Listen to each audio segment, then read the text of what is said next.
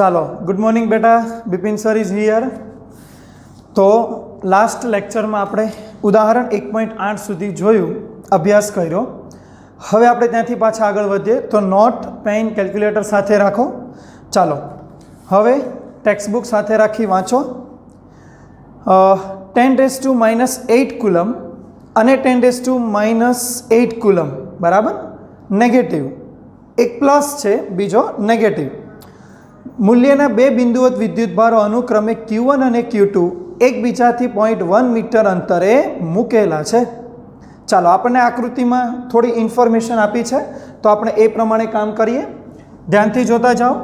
બે બિંદુવત વિદ્યુતભારો, બે વિદ્યુતભારોના સ્થાન આપણે નક્કી કરી દઈએ. તો અહીંયા આગળ કોઈ પ્લસ, જેનાથી થોડે દૂર બીજો માઇનસ. સમજાય છે? ચાલો આ વિદ્યુતભાર Q1, આ વિદ્યુતભાર Q2, બેવના મૂલ્ય કેટલા છે તો આપી દીધા છે. આ મૂલ્ય Q1 is equal to plus 10⁻⁸ coulomb, Q2 minus 10⁻⁸ coulomb. બેટા આ માઇનસ છે, પેલો પ્લસ છે. ઓકે, બંને વિદ્યુતભાર મૂલ્ય સમાન અને વિરોધી એટલે વિજાતીય.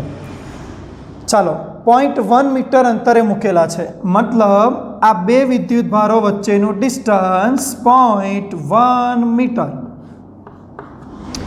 રાઈટ? ચલો જોતા જાઓ.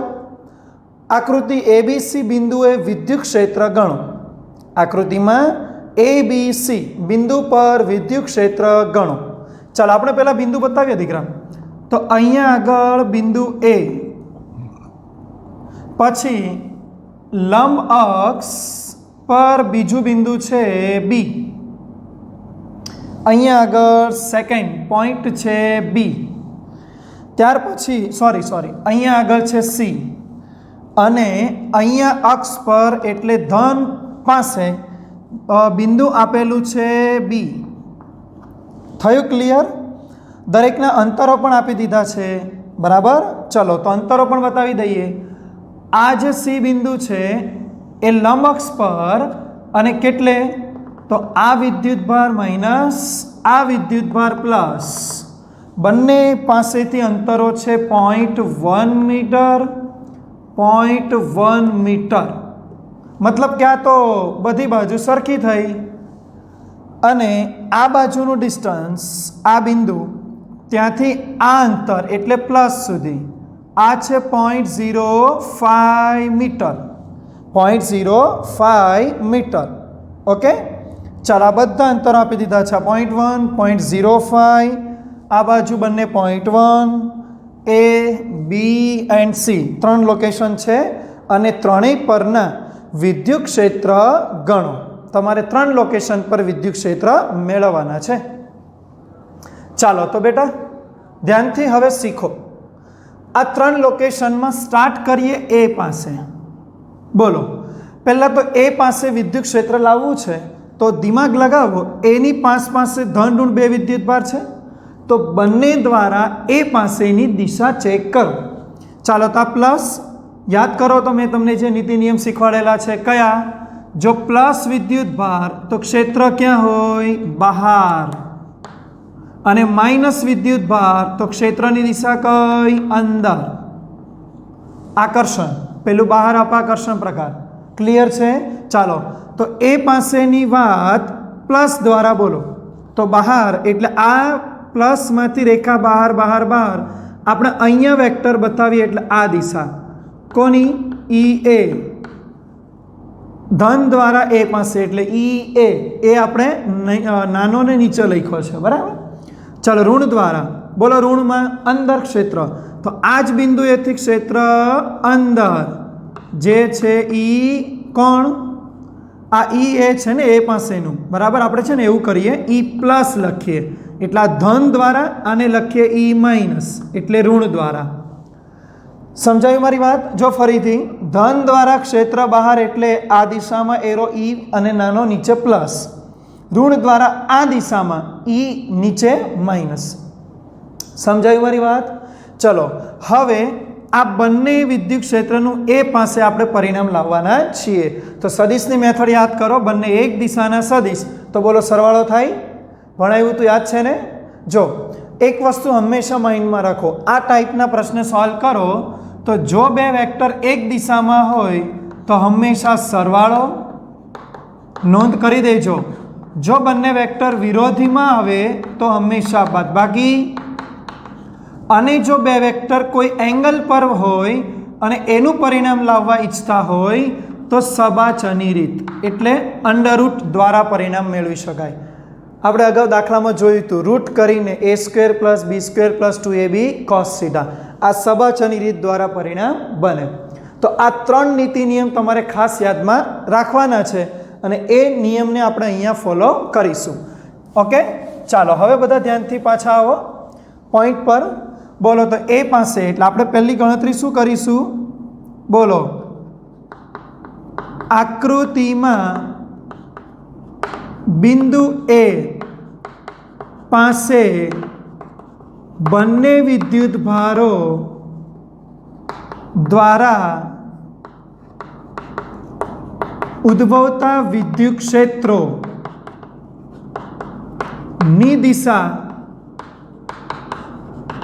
દર્શાવેલ છે, જેનું પરિણામ વિદ્યુત ક્ષેત્ર, હવે આપણે આ લાવશું, હા ને દીકરા, ઈ એ, ઓકે, એ પાસેનું. ચલો, એક દિશા એટલે સરવાળો, સમજાય છે ને મારી વાત? ચલો, તો સરવાળો એટલે કે Q1/R1, R1 એટલે પહેલા વિદ્યુત ભારથી અંતર એટલે આ R1, સમજાયું? R2 એટલે આપણે આને લખીશું બીજા વિદ્યુત ભારથી અંતર.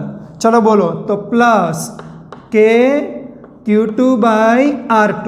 બેટા 1 ધન છે, Q2 ઋણ છે, આ માઇન્ડમાં રાખજો. ચલો હવે બોલો, આને કેવી રીતે ગણશો? ચલો બંનેની કિંમત, પણ દીકરા એક વસ્તુ જોઈ, Q1 Q2ના મૂલ્ય તો સરખા છે, તો બંનેના મૂલ્ય એટલે આપણે એને સેમ કરીને ટ્વાઇસ કરી શકાય. અંતર પણ સરખા છે, જો R1 R2 એટલે આ હાફ ડિસ્ટન્સ, એ પણ બેમાં સરખું.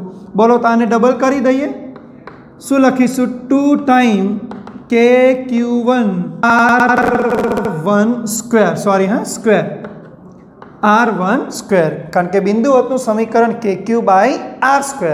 તો આ પહેલા દ્વારા KQ1/R1 સ્ક્વેર પ્લસ બીજા દ્વારા KQ2/R2 સ્ક્વેર, પણ બંને R1 R2 સમાન, Q1 Q2ના મૂલ્ય સમાન, એટલે આપણે ડબલ કરી દીધું.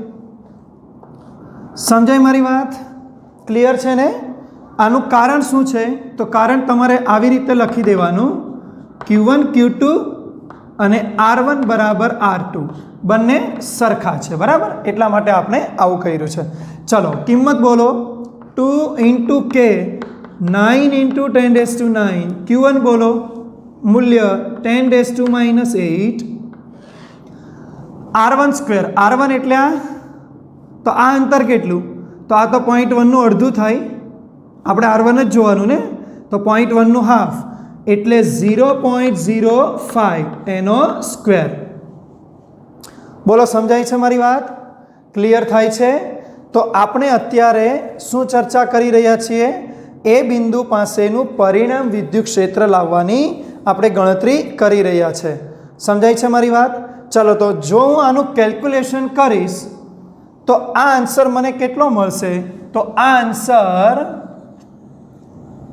જો આપણે કેલ્સીમાં આને કાઉન્ટ કરશું તો આ આન્સર તમને લોકોને મળશે EA = કેટલો? તો એ આન્સર તમારો આવશે 7.2 10⁻⁴ કેટલા?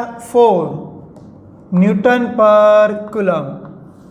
એ પાસેનું પરિણામ વિદ્યુત ક્ષેત્ર તમને મળશે 7.2 10⁻⁴ N/કુલમ. બોલો ક્લિયર? આ તમારો આન્સર હશે. અચ્છા, તમને કોઈ પૂછે વિદ્યુત ક્ષેત્રની દિશા બોલો, ચલો. અરે દીકરા, જો બંને વેક્ટર જમણી બાજુ છે તો સ્વાભાવિક છે પરિણામ પણ જમણી બાજુ જ આવે, એટલે એ પાસેનું પરિણામ વિદ્યુત ક્ષેત્ર કયું થયું? જમણી બાજુ. સમજાય છે? જમણી બાજુની દિશામાં. તો અહીંયા તમે નીચે લખી શકો, જે જમણી બાજુની દિશામાં છે. સમજાયું બધાને? ક્લિયર?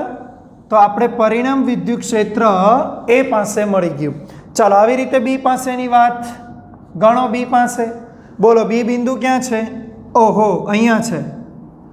ચાલો બધા એરો ફરીથી દિશા ચેક કરો. ધનમાંથી વિદ્યુત ક્ષેત્ર બહાર ઈ પ્લસ, કારણ કે આ ધન વિદ્યુત ભાર દ્વારા. ચાલો ઋણમાં અંદર, આ ઋણ છે ને દીકરા, તો ઋણ વિદ્યુત ભારમાં ક્ષેત્ર અંદર એટલે એની બાજુ જવું જોઈએ. તો અહીંથી એ બાજુ એરો જશે એટલે ઈ માઇનસની દિશા આ છે, ઈ પ્લસ આ છે. જો ચેક કરો બંને વિરોધી વેક્ટર છે. બોલો તો વિરોધી વેક્ટરમાં આપણે હમણાં જ શીખવાડ્યું બાદબાકી. ચલો તો આપણે કયા બિંદુ પાસે? હવે બી બિંદુ પાસે ના દર્શાવેલા વિદ્યુત ક્ષેત્ર સદિશ, વિદ્યુત ક્ષેત્રોના સદિશ નું પરિણામ. ચાલો બી પાસે સદિશ છે ને આ ઈ પ્લસ ઈ માઇનસ, એનું પરિણામ કાઢો. બોલો તો શું લખું? ઈ બી. રાઈટ? ચલો બાદબાકી, પણ બાદબાકીમાં પહેલાં તો કોને રાખવાનું, પ્લસ કે માઇનસ? તો જો આવી રીતે કરી શકાય. તમને ખબર અંતર સાથે વિદ્યુત ક્ષેત્ર વ્યસ્ત છે, તો આ ધન વિદ્યુત ભારનું બિંદુ પાસે અંતર ઓછું તો ધનની વિદ્યુત ક્ષેત્ર અસર વધારે. ઋણ વિદ્યુત ભારથી બી બિંદુ અંતર વધુ તો એની અસર આ ક્ષેત્ર અહીંયા ઓછી, તો ધનની અસર વધારે, માઇનસ ઈ નેગેટિવ. ખબર પડી ગઈ? ચલો ફરીથી સૂત્ર ઈ પ્લસ પોઝિટિવ. બોલો આ વખતે ધન દ્વારા અહીંયા અંતર આપી દીધું છે. હા, સમજાય છે ને? 0.05. ચલો તો આપણે શું લખીશું? બોલો કે Q1 એટલે ધન વિદ્યુત ભાર ડિવાઈડ અંતર સ્ક્વેર. બેટા આપણે સીધું અંતર લખીએ 0.05 સ્ક્વેર પ્લસ, ચલો સોરી માઇનસ ઋણ વિદ્યુત ભાર છે કે Q2 બાય ડિસ્ટન્સ સ્ક્વેર. ચલો આ વખતે ડિસ્ટન્સ કેટલું? ઋણ વિદ્યુત ભારથી આ બિંદુ એટલે અહીંયા સુધી આવવાનું છે, અહીંયા સુધી. તો આમ જો આ 0.1, ત્યાર પછી આ એટલે 0.05 આવડે ને એટલું, તો 0.1 અને 0.05 એટલે થશે 0.15. કેટલા થશે? 0.15. તો આપણે એનો સ્ક્વેર કરીશું એટલે 0.15 સ્ક્વેર. ક્લિયર? સમજાયું બધાને? ક્લિયર ને? આ ગણતરી તમારે અહીંયા આગળ કરવાની છે. જો તમે આની ગણતરી કરશો તો તમને બી પાસેનું વિદ્યુત ક્ષેત્ર મળી જશે. તમે દીકરા આમાં આવું કરી શકો કે કોમન Q1 Q2 સેમ એટલે Q1 કરીને કોમન, તો 1/0.05 સ્ક્વેર માઇનસ 1/0.15 સ્ક્વેર. બોલો ક્લિયર? Q1 Q2 સરખા એટલે કોમન. હવે તમારે આ કિંમતને જો કેલ્ક્યુલેશન કરશો, યાદ છે ને કેની કિંમત? 9 × 10⁹. Q1 એટલે પહેલો વિદ્યુત ભાર અથવા બીજા કોઈ પણ મૂલ્ય છે. ચલો 1/0.05 સ્ક્વેર માઇનસ 1/0.15 સ્ક્વેર. ખબર પડી? હવે તમે કામ કરો, આ બંનેનું પરિણામ વિદ્યુત ક્ષેત્ર તમે લાવો. આ બંનેનું પરિણામ જો તમે કેલ્ક્યુલેશન કરશો તો આ પરિણામ વિદ્યુત ક્ષેત્રનો આન્સર તમને મળશે 3.2 10⁴ ન્યૂટન પ્રતિ કુલમ. કેટલો? 3.2 10⁴ ન્યૂટન પ્રતિ કુલમ. કોઈ તમને એની દિશા પૂછે તો જો ધનની અસર વધારે કીધું, તો ધનની અસર વધારે એટલે એનું ક્ષેત્ર તો આ બાજુ છે, ધનમાંથી બહાર એટલે ડાબી, તો પરિણામ પણ ડાબી બાજુ મળે. એટલે આપણે અહીંયા વિદ્યુત ક્ષેત્રની પરિણામ દિશા કઈ થશે? જે ડાબી બાજુની દિશામાં છે. જો કોઈને જમણી ડાબી એવા શબ્દ નથી લખવા તો તમે એક ઓર વર્ડ યુઝ કરી શકો જમણી બાજુ એટલે ધનથી ઋણ તરફ અને ડાબી બાજુ એટલે ઋણથી ધન તરફ આ વર્ડ શબ્દ યુઝ કરી શકાય. અત્યારે મેં ડાબી અને જમણી બાજુ લખીને રજૂ કર્યું. ખબર પડી? વળી ફરી પાછું કહું છું, આ કેલ્ક્યુલેશન તમારે જાતે કેલ્સીમાં ટ્રાય કરવાની છે. હમણાં આપણે સમયના અભાવે અહીંયા હું ગણતરીનો આન્સર સીધો બતાવું છું. જો કદાચ આ આન્સરમાં વેરિએશન હોઈ શકે, પણ તમારું કેલ્ક્યુલેટર ગણતરી સાચી હશે એટલે તમને આ જવાબમાં કોઈ પ્રોબ્લેમ નહીં આવે. સમજાઈ ગયું? ચલો, ત્યાર પછી હજુ એક બિંદુ બાકી છે. બોલો કયું બિંદુ? સી. સી બિંદુ પાસેનું પરિણામ. ચલો તો સદિશ બતાવો. ધનમાંથી બહાર, બહાર, બહાર, બહાર, બહાર. આ ધનમાંથી એરો બહાર એટલે ઈ પોઝિટિવ. ઋણમાં અંદર એટલે આ બાજુની દિશા ઈ નેગેટિવ. ખબર પડે છે ને? ચાલો, આ વખતે બેવનું પરિણામ એટલે આ દિશામાં એમનું પરિણામ. આ પરિણામ વિદ્યુત ક્ષેત્ર છે સી પાસેનું. સમજાય છે મારી વાત? સમજાઈને? આ એ પાસેનું હતું એટલે અહીંયા લખી દઈએ ઈ એ. અહીંયા આપણું બી પાસેનું પરિણામ આ બાજુ છે જેને લખીએ ઈ બી અને આપણે અહીંયા સીની દિશા બતાવી. ક્લિયર? ચલો, આ ઈ સીનું પરિણામ કેવી રીતે લાવશો? તો યાદ છે મેં ભણાવ્યું તમને, બંને સદિશ વચ્ચે ખૂણો છે. કેટલો? 120. કેવી રીતે? જો આ સમબાજુનો ખૂણો 60. સમજાય છે ને? આ 60 તો આ પણ 60 હશે સમબાજુ. ખબર પડી? બોલો, આ 60 ઉપર જાઓ, ઉપર જાઓ, ઉપર જાઓ એટલે અહીંયા 60. ખબર પડી? આટલું ક્લિયર? અચ્છા, આ ઉપરનો 60 તો આ નીચે કેટલો? તો જો યુગ્મ કોણનો z, એટલે આ 60 તો આ નીચેનો પણ 60, યાની બંને મળીને ટોટલ એંગલ કેટલો? 120. ક્લિયર? પાક્કું ખબર પડી? ચલો, હવે આ 120 એંગલ પર બે વેક્ટરનું પરિણામ એટલે સબાછની રીત. તો હવે આપણે ગણીએ ત્રીજું. હવે બોલો, સી બિંદુ પાસે ના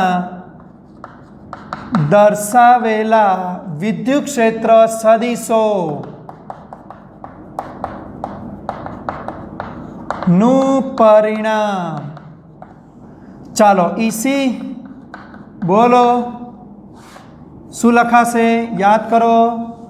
બોલો, બે વિદ્યુત ક્ષેત્ર કયા? પ્લસ અને માઇનસ. બરાબર ને? એટલે ધન દ્વારા ઋણ દ્વારા એટલે પહેલાનો વર્ગ e plus square e minus square 2e plus minus into cos 120. બોલો, આટલું ક્લિયર? ચલો, કિંમત ઈ પ્લસ ઈ માઇનસ એટલે ધન દ્વારા ઋણ દ્વારા. આમ જો ચેક કરો, ધન દ્વારા અહીંયા એટલે આ અંતર કામ કરશે 0.1, ઋણ દ્વારા અહીંયા અસર એટલે આ અંતર 0.1. અરે બંને અંતર તો સમાન, વળી બંને વિદ્યુતભાર સમાન. તો આપણને ઈ પ્લસ ને ઈ માઇનસની વેલ્યુ કેવી મળે? સમાન મળે. તો આપણે એને કોમન ઈ પ્લસ પછી ચલાવી શકાય. સમજાય છે ને? બોલો, જ્યાં Q1 Q2 સરખા, R1 R2 અંતરો સમાન. રેડી ને? માટે શું કરીશું? EC બરાબર, ચલો એક જ ઈ પ્લસ પ્લસ જ ચલાવો એટલે ઈ પ્લસ સ્ક્વેર પ્લસ ઈ પ્લસ સ્ક્વેર એટલે શું થશે? 2 ટાઈમ્સ ઈ પ્લસ સ્ક્વેર. બરાબર ને? બે વખત છે આ બે સરખા. અહીંયા આવો પ્લસ 2 ઈ પ્લસ એટલે બે વખત એટલે સ્ક્વેર, મલ્ટીપ્લાયમાં સ્ક્વેર થાય. cos 120 minus 1/2, 2 cancel out. આ માઇનસ આગળ આવશે. બોલો શું લખાશે? આ ઈ પ્લસ સ્ક્વેર 2 ટાઈમ માઇનસ ઈ પ્લસ સ્ક્વેર. એક વખત આ માઇનસ રહ્યો. બોલો, 2 માંથી એક વખત જશે. શું બચ્યું? એક વખત બચે ને એટલે અંડર રૂટ ઈ પ્લસ સ્ક્વેર એક વખત. હવે વર્ગમૂળ હટાવો તો ઈસી બરાબર શું આન્સર? ઈ પ્લસ. એટલે એક જ વિદ્યુતભાર અંતરથી તમારે ગણવાનું. ખબર ને? એક વિદ્યુતભાર ક્ષેત્ર KQ1/R1 સ્ક્વેર. ચાલો તો તમે આ બધા સ્ટેપોની કિંમત ગણતરી કરતા જાઓ.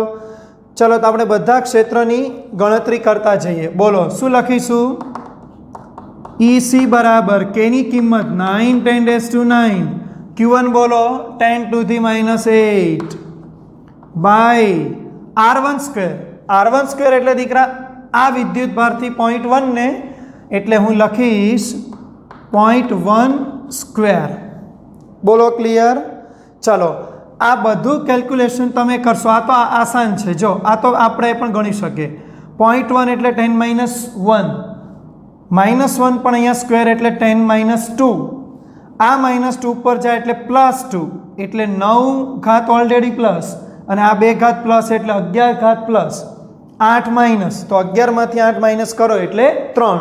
તો આપણો આન્સર બનશે EC બરાબર 9 10⁻8 સોરી 10⁻3 ન્યૂટન પર કુલમ. આ પરિણામ વિદ્યુત ક્ષેત્રની દિશા અરે મૂલ્ય દિશા તમને કોઈ પૂછે તો બેટા આ દિશા એનું પરિણામ છે એટલે જમણી બાજુ. તો લખી શકાય જે જમણી બાજુની દિશામાં છે. યાદ કરો આની જગ્યાએ બીજો ઓપ્શન મેં શીખવાડ્યો. જમણી બાજુને બદલે શું લખાય? ધન વિદ્યુતભારથી ઋણ તરફ આ દિશામાં પરિણામ EC ની દિશા. બોલો ક્લિયર? ખબર પડી ગઈ બધાને? તો આવી રીતે તમારે પરિણામી કોઈ પણ બિંદુ પાસે સદિશનું પરિણામ વિદ્યુત ક્ષેત્ર કે વિદ્યુત બળ તમે ગણી શકો. આ બધું તમને ત્યારે જ આવડશે જ્યારે તમને સદિશોના નીતિ નિયમ ખબર હોય. છતાં હું એકવાર ફરીથી બોલું, એ પાસે જ્યારે ગણો છો ત્યારે આ વિદ્યુતભાર KQ/R², આ વિદ્યુતભાર KQ/R², સૂત્ર એક જ છે બિંદુવત KQ/R², પણ બંને વેક્ટર એક બાજુ છે એટલે પહેલું બિંદુ સરવાળાથી સોલ્વ થાય. આ સમજાયું મારી વાત? જેમાં Q1 Q2 સરખા, R1 R2 સરખા એટલે આપણે બેવનો ડબલ કરીને કેલ્ક્યુલેટ કર્યું. હવે જ્યારે બી બિંદુ સોલ્વ કરો છો ત્યારે ફરીથી KQ/R² પહેલા માટે પણ KQ/R², પણ ઋણથી અંતર આ વખતે વધારે થશે. આ જ્યારે ધનથી આ અંતર ઓછું, ધનથી અંતર ઓછું એટલે ક્ષેત્ર ધનથી વધારે એટલે પ્લસ આગળ રાખો, E માઇનસ એટલે ઋણનું ક્ષેત્ર બાદબાકી પાછળ રાખો એટલે આ પ્લસ આગળ માઇનસ પાછળ. હવે આ કિંમત મૂકો, આ કિંમત મૂકીને સોલ્યુશન કરતા એનો આન્સર. અહીંયા પ્લીઝ નહીં ભૂલતા આ અંતરને અંતર કેવી રીતે આવ્યું? જો બી પાસે ધન દ્વારા અંતર ગણો એટલે આ 0.05, ઋણ દ્વારા એટલે આ ટોટલ અહીંયા સુધી તો આ 0.1 ને આ 0.05 એટલે ટોટલ 0.15. આ સોલ્વ કરતા EB અને સી પાસેનો સૌથી બેસ્ટ બેનિફિટ શું? બંને વિદ્યુતભારથી અંતર સેમ એટલે બંનેના વિદ્યુત ક્ષેત્રના ડાયરેક્ટ મૂલ્ય સરખાવાના.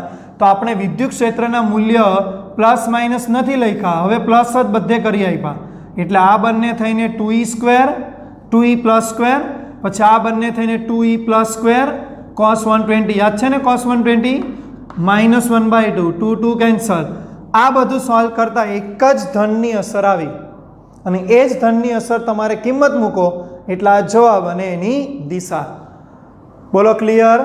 બોર્ડ પરથી એક એક બાબતને વ્યવસ્થિત નોટમાં નોંધ કરી દો.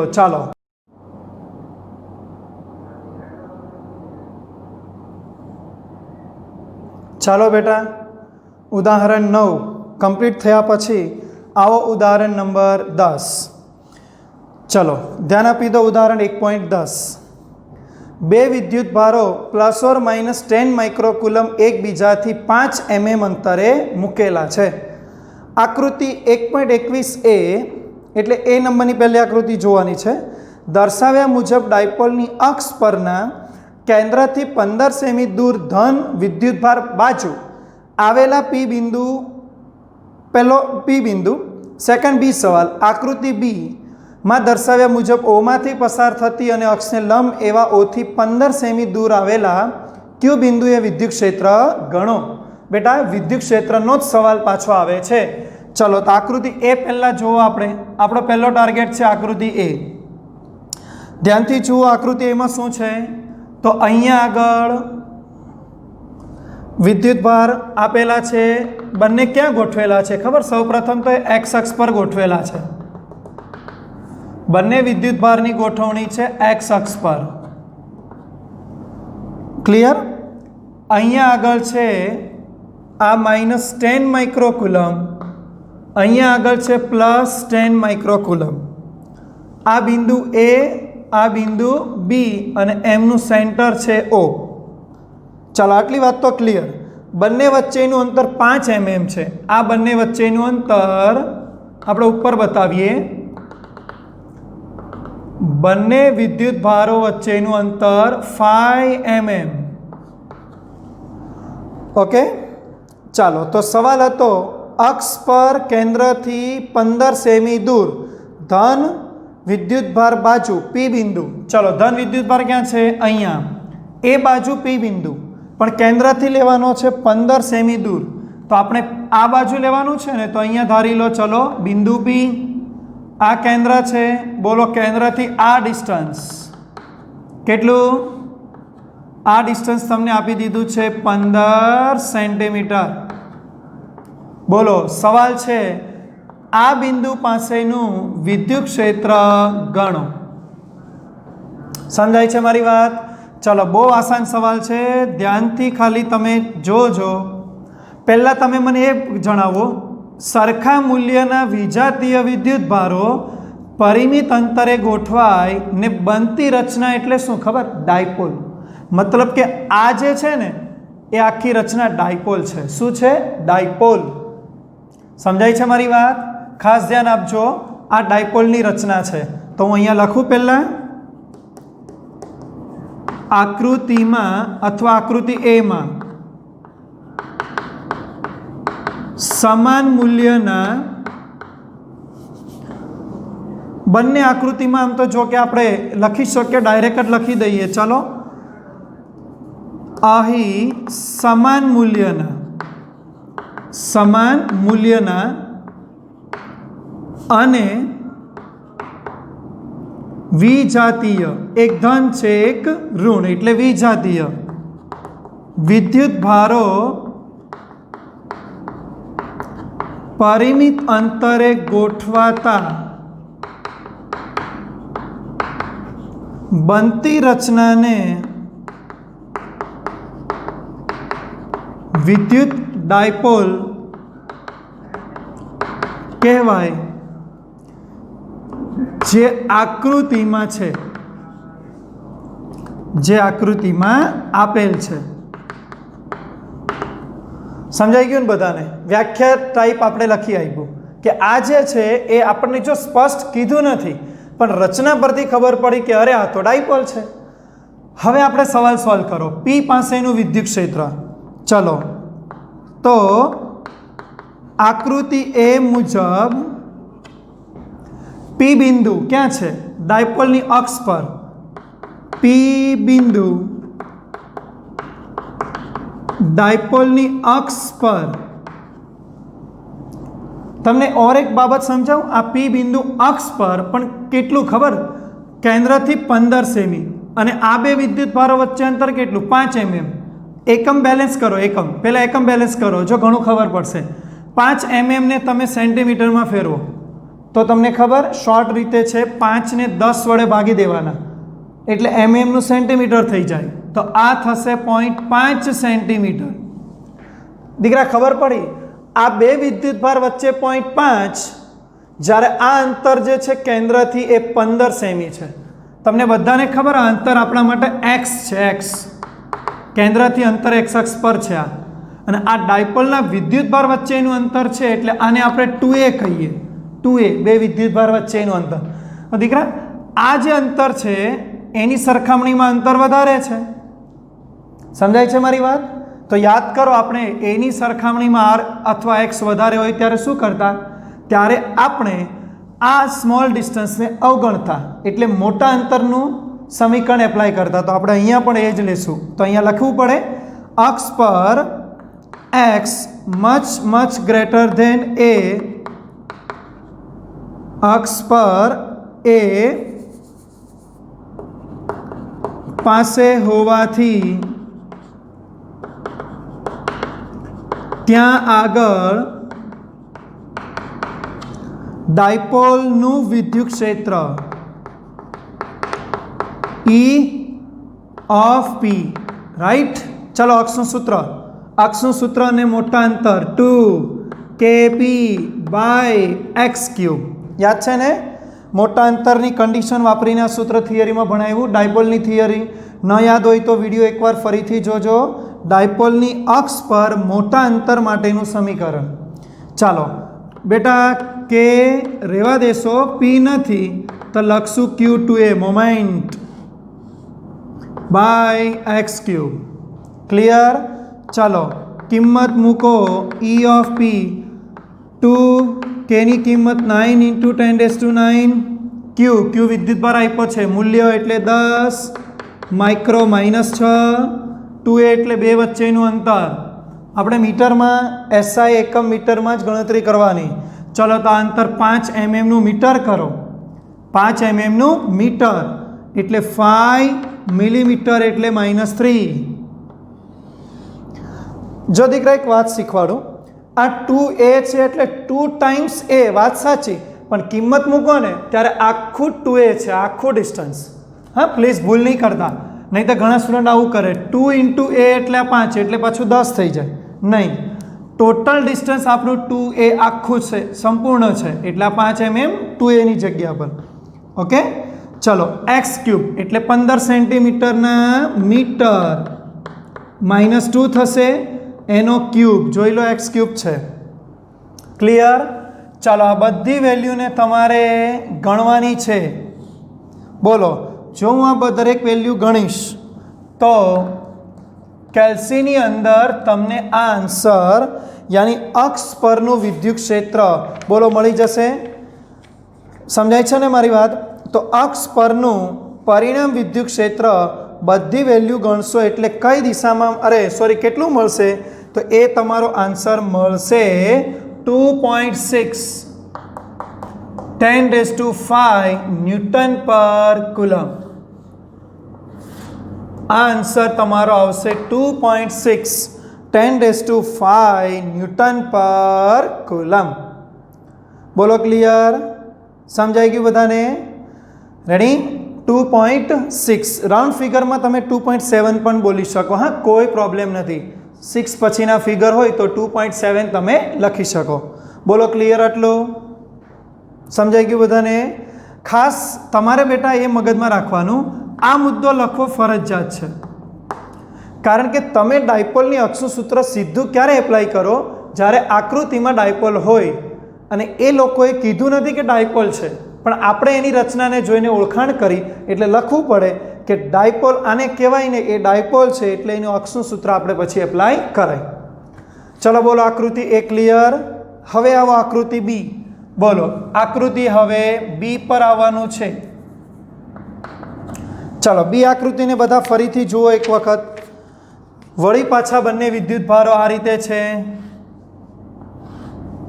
અહીંયા આગળ -10 A પાસે સેન્ટર, B પાસે +10 માઇક્રો, અને આ વખતે અંતર લંબ અક્ષ પર છે. બોલો, જે નેક્સ્ટ બિંદુ છે એ આ વખતે અક્ષ પર અહીંયા આગળ છે. સમજાય છે? ચાલો આ બિંદુ આપણે નેક્સ્ટ લોકેશન લઈ લઈએ Q, બિંદુ Q. ચલો તો હવેનું ત્યાં આગળનું વિદ્યુત ક્ષેત્ર તમારે ગણવાનું છે. સમજાય છે ને મારી વાત? ચલો તો આ બિંદુ પાસે વિદ્યુત ક્ષેત્ર, તો દીકરા આ તો લંબ અક્ષ થઈ ને, તો લંબ અક્ષ પરનું વિદ્યુત ક્ષેત્ર આપણને આવડે છે, ડાયપોલની લંબ અક્ષ. અને આ લંબ અંતર છે, હા y, ડાયપોલની અક્ષ પર લંબ અંતર. સમજાય છે ને મારી વાત? અને અંતર પણ લગભગ આપી દીધું છે. જો અંતર પણ આપણી પાસે છે. હા, 0 થી 15 સેમી દૂર. મતલબ આ y ની કિંમત 0 થી કેટલી છે? 15 સેન્ટીમીટર. એ પણ 15 જ છે. ઓકે, ચાલો તો આપણે હવે લંબ અક્ષનું સૂત્ર એપ્લાય કરો. આકૃતિ B મુજબ Q બિંદુ ક્યાં છે? ડાયપોલની લંબ અક્ષ પર બોલો વાય વધારે છે ને, પાછું લખવું પડશે મચ ગ્રેટર ધેન એ, હા ને. આ અંતર ઓછું થશે એની સરખામણીમાં વધારે. આ અંતર આપણા માટે ઓછું છે 5 mm. ખબર પડી ગઈ ને? આ ડિસ્ટન્સ 5 mm હતું. ચલો એની સરખામણીમાં વધારે છે એટલે ડબલ ગ્રેટર ધેન એ. અક્ષ પર એ આગળ હોવાથી, સમજાઈ ગયું ને? બોલો ત્યાં આગળ નું વિદ્યુત ક્ષેત્ર શું લખીશ? E ઓફ વાય સમીકરણ KP માઇનસ આવે પણ હમણાં મૂલ્ય ગણો, પછી આપણે દિશાની ચર્ચા કરીએ બંને માટે. ચલો કે પીની કિંમત ફરીથી મૂકો Q2A બાય વાય ક્યુબ. ચલો કેની કિંમત 9 × 10⁹ ક્યુબ. વિદ્યુતભાર મૂલ્ય 10 માઇક્રો ઇન્ટુ બે વચ્ચેનું 2A. હા, ટોટલ અંતર 5 mm ને સોલ્વ કરો એટલે 5 × 10⁻³ divide by y cube. Y એટલે આ 15 સેન્ટીમીટરના મીટર એટલે -2 એનો ક્યુબ. બોલો ક્લિયર? જો તમે આ સોલ્યુશન કરશો તો E ઓફ ક્યુ એટલે ક્યુ પાસેનું વિદ્યુત ક્ષેત્ર મળી જશે. આપણે E ઓફ ક્યુ લખીએ, વધારે સારું પડશે. E ઓફ ક્યુ. અને જો આ ગણતરી તમે કરશો તો તમારો આન્સર તમને મળશે 1.33 10⁵ ન્યૂટન પર કુલમ. 5 ન્યૂટન પર કુલમ. દીકરા જ્યારે MCQ સોલ્વ કરતા હોય ને ત્યારે કોઈ દિવસ આવું કરીને દિમાગ નહીં વાપરવાનું, બંને અલગ અલગ ગણીને નહીં. તમને મેં થિયરીમાં સ્પષ્ટ કીધેલું છે જ્યારે 15 અને 15 સેમી એટલે સમાન અંતર હોય, એક અક્ષ પર એક લંબ અક્ષ પર સમાન અંતર અને બંને પર પૂછે ત્યારે એટલું ધ્યાન રાખવાનું, અક્ષ પર 2 kp બાય અંતરનો ઘન, અહીંયા માત્ર kp બાય અંતરનો ઘન એટલે બે વચ્ચે 2 નો જ ફરક છે. મારી વાત સમજાય? એટલે આ 2 અહીંયા આગળ નથી એટલે શું કરવાનું? 2 વાળી વેલ્યુ ગણીને વિદ્યુત ક્ષેત્ર લાવવાનું, સીધું એનું હાફ કરી દેવાનું. જો એનું હાફ કરી દેશો એટલે એ લંબ અક્ષનો જવાબ મળી જાય. તમે જોઈ શકો બાજુ મેં લખ્યા છે. જો આ 2.66 સમથિંગ આવશે, આ 1.33 છે ને હાફ. એટલે તમને આવી રીતે સીધું MCQ કે એ રીતે તમે કોમ્પિટિટિવમાં ડાયરેક્ટ જ સોલ્વ કરો. જ્યારે દાખલાની પદ્ધતિ 3 માર્ક્સમાં પૂછે ત્યારે આ બધું લખવું જરૂરી છે. બોલો આટલી વાત સમજાઈ ગઈ? ચાલો હવે બંનેની દિશા લખવી ફરજિયાત છે. વિદ્યુત ક્ષેત્રના કોઈ પણ પ્રશ્ન હોય દિશા લખો, નથી માંગી તો પણ લખી આપો, એ વધારે સારું પડશે. ચાલો તો આપણે જ્યારે અક્ષ પર ગણતા હતા તો અક્ષ પર વિદ્યુત ક્ષેત્રની દિશા બોલો. અક્ષ માટેનો જવાબ બોલો. એની વિદ્યુત ક્ષેત્રની દિશા આમ જો ચેક કરો. આ ડાયપોલ બરાબર, ડાયપોલ મોમેન્ટ કઈ બાજુ હોય શીખવાડ્યું હતું, ઋણથી ધન, એ મોમેન્ટની દિશા. તો દીકરા આ બાજુ મોમેન્ટ અને આપણું અક્ષ પરનું વિદ્યુત ક્ષેત્ર ખબર, મેં હમણાં નાના આગળના દાખલામાં કીધેલું, ધનની બાજુમાં ગણો એટલે ધનની અસર વધારે એટલે પરિણામ આ દિશામાં. તો આ તો થયું ને મોમેન્ટની દિશામાં, સમજાયું ને? આ પરિણામ વિદ્યુત ક્ષેત્ર કઈ દિશામાં? મોમેન્ટ, ડાયપોલ મોમેન્ટની દિશામાં. નહીતર લખો માઇનસથી ધન તરફ, નહીતર આવું લખો જમણી બાજુ, કોઈ પણ શબ્દ વાપરો. હું લખું છું ડાયપોલ મોમેન્ટની દિશામાં અને આ વિદ્યુત ક્ષેત્રની દિશા કોઈ પૂછે તો શું લખશો? ચલો ચેક કરો. અહીંયા આગળ બોલો, ધનથી ખબર છે ને વિદ્યુત ક્ષેત્ર બહાર આમ, ઋણમાં અંદર એટલે નીચે. તો પરિણામ વિદ્યુત ક્ષેત્ર ડાબી બાજુ. ડાબી એટલે કઈ? મોમેન્ટ આ બાજુ છે, પી મોમેન્ટનું વિરોધી. સમજાયું ને? મોમેન્ટનું શું છે? વિરોધી. આ તમને પરિણામ વિદ્યુત ક્ષેત્ર મળશે. અહીંયા આગળની દિશા કઈ? Dipole moment. ડાયપોલ મોમેન્ટની વિરુદ્ધ દિશામાં. એટલે જ તો હું બોલ્યો તો યાદ છે, સમીકરણ માઇનસમાં જ આવે પણ આપણે તો એમના મૂલ્ય ગણીએ એટલા માટે આપણે પહેલાં મૂલ્ય તરીકે સીધું નિશાની વગર ગણ્યું, પણ જો દિશા સાથે લખીએ તો માઇનસ. ખબર પડી ગઈ? ક્લિયર? યાદ રાખજો, આ બધા જે પણ આપણે ગણતરી કરીએ છીએ બધા મૂલ્યમાં ગણતરી કરીએ છીએ. અહીંયા હું લખી આપું છું વિદ્યુત ક્ષેત્ર મૂલ્ય, આ મૂલ્યમાં ગણતરી છે અને દિશા આપણે છેલ્લે અહીંયા લખી આપી છે. બોલો, ખબર પડી ગઈ?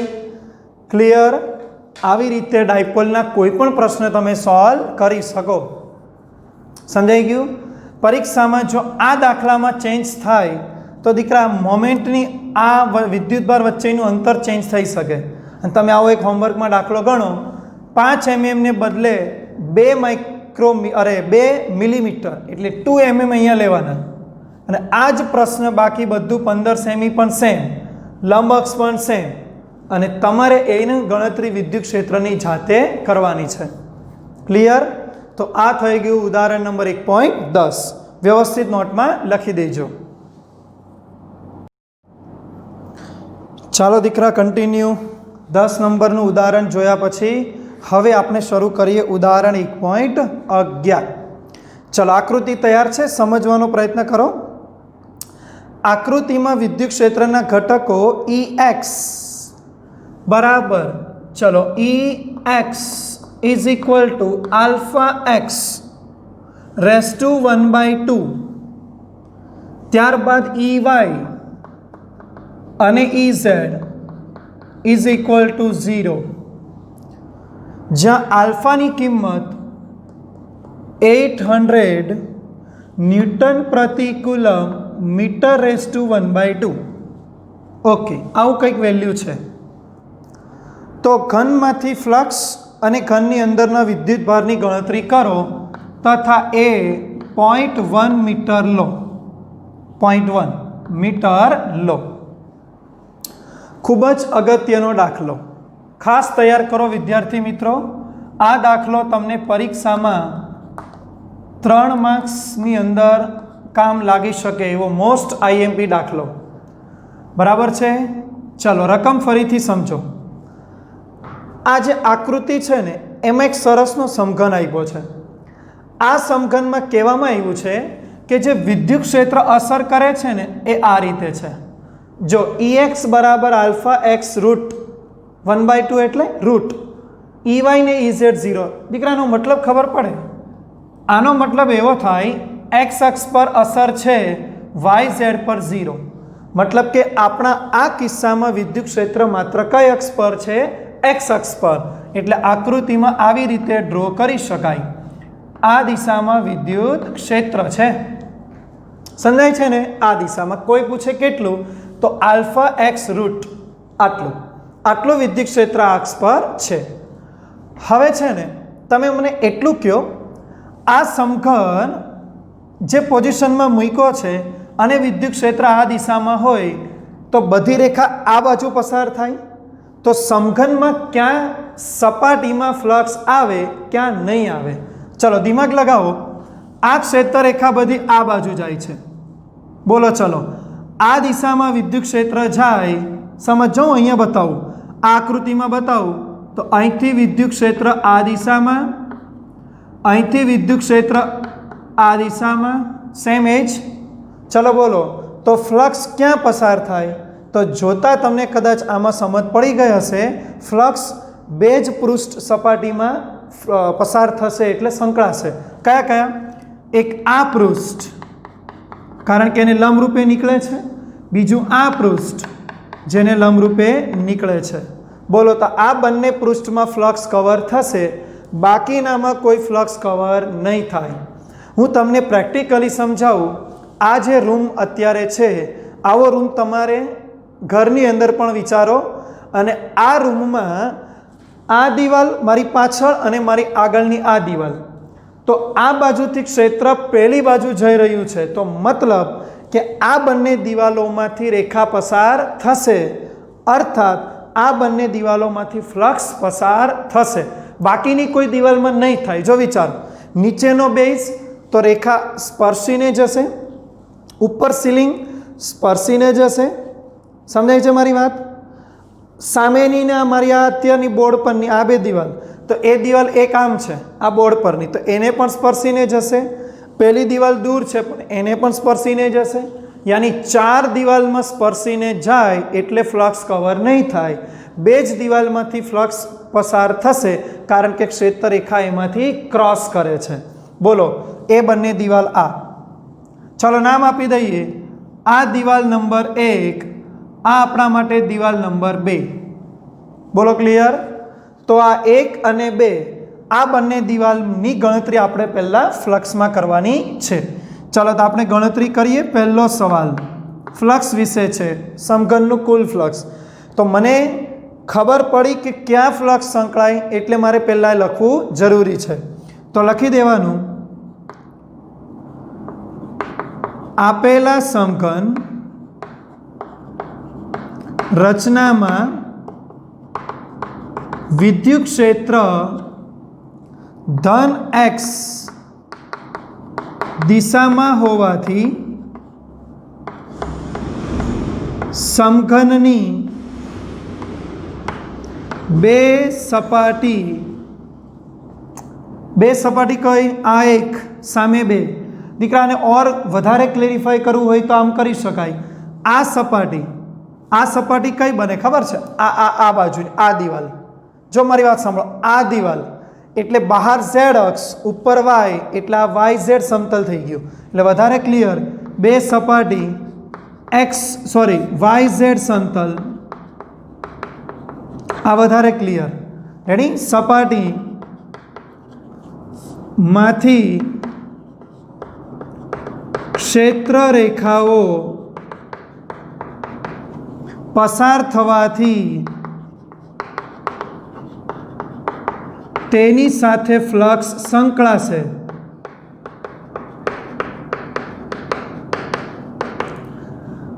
અન્ય સપાટીમાં સંકળાતું ફ્લક્સ શૂન્ય હશે.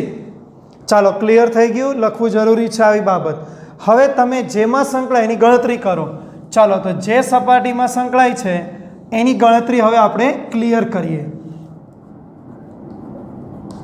આ સમઘનનું સંકળાતું કુલ ફ્લક્સ phi. ચલો બે જ સપાટી, આ પહેલી, આ બીજી. ચલો જણાવો દીકરા, પહેલી સપાટી માટે ફ્લક્સનું સૂત્ર વાપરો તો શું છે ફ્લક્સનું સૂત્ર? યાદ છે ને? EA cos θ, પણ લખીશું ES cos θ1. બીજા માટે બોલો E2S cos θ2. બે સપાટીને ને જોવાની ને, એટલે બેવનું સૂત્ર E1S cos θ1, E2S cos θ2. દીકરા આટલું જોઈને મોટાભાગના સ્ટુડન્ટ કન્ફ્યુઝ થઈ ગયા, સર S1 S2 કેમ નહીં? અરે યાર, આ બંને દિવાલોની આમ જુઓ, કમ્પેર કરો. ક્ષેત્રફળ સરખું છે કારણ કે સમઘન છે, તો પછી બંનેના ક્ષેત્રફળ S1 S2 નહીં આપવાના, માત્ર S આપવાના. અને એ Sની કિંમત કેટલી હશે? Sની કિંમત હશે A², કારણ કે બાજુનું માપ A, તો પૃષ્ઠ ક્ષેત્રફળ શું થાય એક દિવાલ માટે? A². એટલા માટે આપણે S રહેવા દીધું. ચલો હવે સોલ્વ કરો.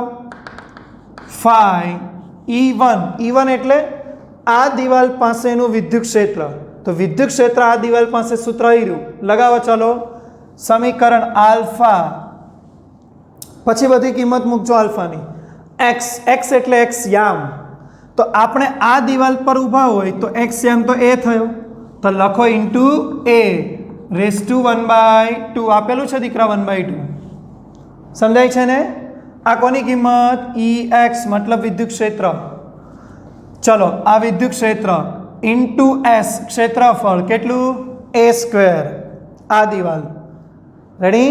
ચલો ઇન્ટુ cos θ, એટલે બે વચ્ચેનો ખૂણો. દીકરા જુઓ તો આ દિવાલનો ક્ષેત્રફળ વેક્ટર ક્યાં આવશે? તો આ દિવાલનું ક્ષેત્રફળ વેક્ટર આ દિશામાં આવશે, કારણ કે ભણી ગયા પૃષ્ઠને લંબ બહાર, આ પૃષ્ઠને લંબ ક્ષેત્રફળ બહાર, અને આ વેક્ટર વિદ્યુત ક્ષેત્ર તો આ બાજુ છે. તો દીકરા બંને વિરોધી વેક્ટર એટલે 180, તો ઇન્ટુ cos 180. ક્લિયર? ચલો ક્લિયર છે ને આટલું? બરાબર. ક્ષેત્ર આ બાજુ, ક્ષેત્રફળ વેક્ટર ડાબી એટલે બે સદિશ વિરોધી 180. આવો સેકન્ડ પ્લસ E2 એટલે બીજી સપાટી. બોલો તો આ દિવાલ પાસે વિદ્યુત ક્ષેત્ર કેટલું? તો આ દિવાલ પાસેનું ક્ષેત્રનું સૂત્ર તો એ જ છે. ચલ લગાવો આ સૂત્ર. બોલો આલ્ફા x એટલે એક્સિયમ. દીકરા આ દિવાલનો એક્સિયમ કેટલો? તો અહીંયાથી 0 થી ગણો એટલે આ total Axiom a plus a થાય ને. આ એ બાજુ ટોટલ 2a એટલે આ યામ થશે 2a રેઝ ટુ 1/2. પ્લીઝ ભૂલ નહીં કરતા, 2a ઓલ રેઝ ટુ 1/2 છે, કેમ કે એક્સિયમ 1/2 એટલે 2a આખો એક્સિયમ રેઝ ટુ 1/2. ચલો ઇન્ટુ થીટા. બોલો થીટા કેટલો? આ સપાટીનો એરિયા વેક્ટર એને લંબ બહાર, તો s અને e જો બંને સમાંતર વેક્ટર એટલે cos 0. બોલો ક્લિયર? આટલે સુધી ખબર પડી? સોરી એરિયા રહી ગયો. ચલો આનો એરિયા લખીએ a², કારણ કે એરિયા તો સરખો, ઇન્ટુ cos 0. દીકરા ભૂલ નહીં કરતા, આ પૃષ્ઠમાં E અને S ક્ષેત્રફળ અને ક્ષેત્ર સમાંતર, આ પૃષ્ઠમાં ક્ષેત્ર અને ક્ષેત્રફળ વિરોધી, એટલે એક 180 છે ને બીજો 0. ચલો બંનેની કિંમત સોલ્વ કરો. ફાઈ આલ્ફા રહેવા દો કન્ટિન્યુ. જો આ a ને આ એ આધાર સરખા, ઘાતાંકનો સરવાળો એટલે a રેઝ ટુ 5/2. તો ખબર ને સ્ક્વેર અને 1/2 નો સરવાળો 2 પ્લસ 1/2 એટલે 5/2 ઇન્ટુ cos 180 એટલે -1, cos 180 ની વેલ્યુ પ્લસ આલ્ફા 2a નું 1/2 ઘાત, 2a ની 1/2 એટલે 2 ને 1/2 આપી દો. 2 ને 1/2 આપશો એટલે શું થશે? √2. 2 ને 1/2 આપશો એટલે √2. હવે a ની 1/2 અને આ પાછો આધાર a² એટલે પાછા આધાર સરખા, ઘાતાંકનો સરવાળો એટલે a raise to 5/2 into cos 0 1. બોલો આટલું ક્લિયર? કોમન કર લો, આલ્ફા કોમન, a કોમન, તો 5 બરાબર alpha into a raise to 5/2 common. કોણ બચ્યું? અહીંયા -1, અહીંયા √2. બોલો √2 પોઝિટિવ આગળ રાખો એટલે √2 -1 આ પાછળ. બોલો ક્લિયર? તમે હવે આ બધાની કિંમત મૂકો. આલ્ફા 800, એ બોલો 0.1, 5/2, હા એની ઘાત આપી છે આપણે, અહીંયા લાવ્યા છે 5/2 ઇન્ટુ √2 એટલે 1.41 -1. બોલો ક્લિયર? આટલે સુધી બધાને ખબર પડી ગઈ દીકરા? કોઈ કન્ફ્યુઝન નથી ને? ચાલો આ બધાની કિંમત તમે જો કેલ્ક્યુલેશન કરશો તો તમને ટોટલ ફ્લક્સનો આન્સર મળશે 1.05 ન્યૂટન પર કુલમ ઇન્ટુ મીટર સ્ક્વેર. ફ્લક્સનું સૂત્ર છે ને વિદ્યુત ક્ષેત્ર ઇન્ટુ એરિયા એટલે ન્યૂટન પ્રતિ કુલમ ઇન્ટુ મીટર સ્ક્વેર.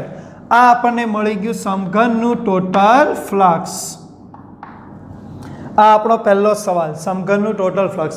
દીકરા એક વસ્તુ કેલ્સીમાં શીખવાડું, 0.1 ની 5/2 ઘાત કેમ કેલ્સીમાં સોલ્વ કરવાનું? તો આવી રીતે કરી દેવાનું. 0.1 એની 5 ઘાત એટલે 5 વખત કેલ્સીમાં 0.1 0.1 0.1 0.1 0.1 5 ટાઈમ કર્યું. હવે /2 છે એટલે એનું વર્ગમૂળ કરો, જે વેલ્યુ આવે એને ગુણ્યા 800 કરો, જે આવે એને ગુણ્યા આ બેની બાદબાકી એટલે 0.41, આ બેની બાદબાકી એ 0.41 મલ્ટીપ્લાય કરશો એટલે આન્સર આવશે 1.05 ન્યૂટન પ્રતિ કુલમ ઇન્ટુ મીટર સ્ક્વેર. બોલો આટલી વાત ક્લિયર? સમજાઈ ગયું બધાને? ચાલો આવો સેકન્ડ સવાલ. બોલો સમઘનમાં ઘેરાતો વિદ્યુત ભાર. ચલો તો મળી જાય. સમઘનમાં ઘેરાતો કુલ વિદ્યુત ભાર વિદ્યુત ભારની વાત આવે એટલે આપણને એક જ યાદ આવે, વિદ્યુત ભારની વાત આવે એટલે એક જ યાદ આવે કુલમનો નિયમ સાથે સાથે ગૌસનો નિયમ. પણ ગૌસનો નિયમ ગણવામાં આસાન છે એટલે આપણે ગૌસનો નિયમ વાપરીશું.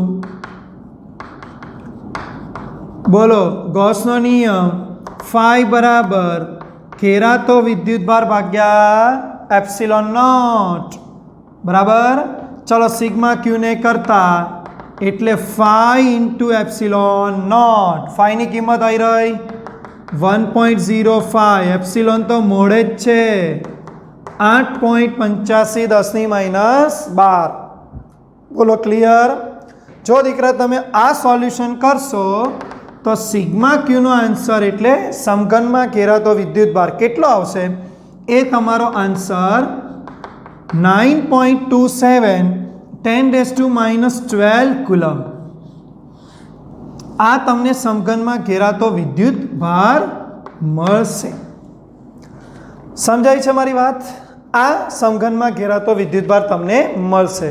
જો આમ પણ ખબર પડી જાય 8.85 ને રાઉન્ડ ઓફ હમણાં તમે 9 લો અને આ 1 છે એટલે 9 સમથિંગ તમારો આન્સર આવે તો ઘેરાતો વિદ્યુતભાર 9.27 10⁻12 કુલમ.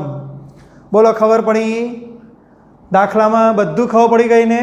ક્યાં વિદ્યુત ક્ષેત્ર છે એ જો, એને લીધે ક્યાં ફ્લક્સ કવર થાય એ તપાસો, પછી દાખલાને ગણો. આ દાખલાનો એક હોમવર્ક પણ જોઈ લો. આ આલ્ફા એક્સ રેઝ ટુ 1/2 છે, ત્યાં તમારે માત્ર ઈની કિંમત લેવાની છે આલ્ફા ઇન્ટુ એક્સ. આટલું તમે લઈને દાખલો જાતે ગણવાની ટ્રાય કરો. બધા આંકડા સેમ, માત્ર 1/2 હટાવીને આલ્ફા એક્સ છે. અને આ પ્રશ્નનું સોલ્યુશન તમે જાતે કરો. ખબર પડે કે આ પ્રકારના દાખલા બોર્ડમાં થોડુંક રકમ ચેન્જ થાય તો તમારાથી થાય છે કે નહીં, આ બાબત તમે શીખો. રેડી? ચલો બોર્ડ પરથી બધું વ્યવસ્થિત લખી દો.